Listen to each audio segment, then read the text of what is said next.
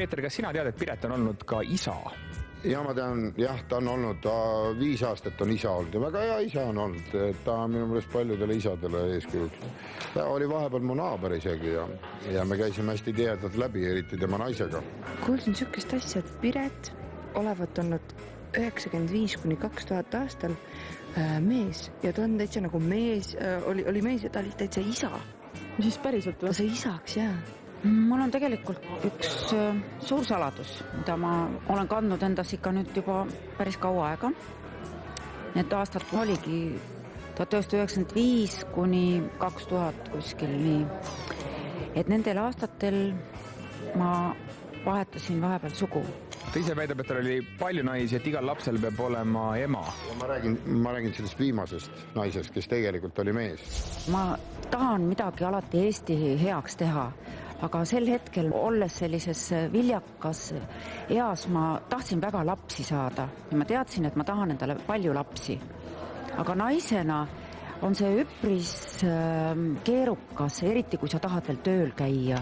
Need 9 kuud, mis sa ootad last ja hiljem sa veel imetad aga mehena ma sain aru, et ma saaksin Eestimaa jaoks palju rohkem ära teha.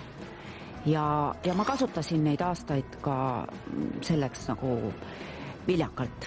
Aga ma mõtlesin kogu aeg, et see energia, mis nüüd tuleb, see on siuke isalik, et ta on ju ema. Jah. Et see huvitav kohe. Jah. No ta ei olnudki Piret algul ju, kui ta mees oli, siis oli see Peret. Prantsuse nimi. Palju sul lapsi on?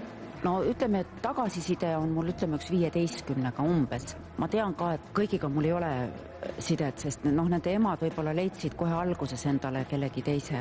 Läksin meeste tualetti ja sealt tuli välja Piret, et see oli nagu imelik. Siis on ju loogiline. Ma ei ole lihtsalt sellest rääkinud väga palju, sest meie ühiskond ikkagi veel ei ole päris selleks valmis. Nüüd, kui sa, Kait, tead ka seda suurt saladust, siis mis on sinu esimene mõte?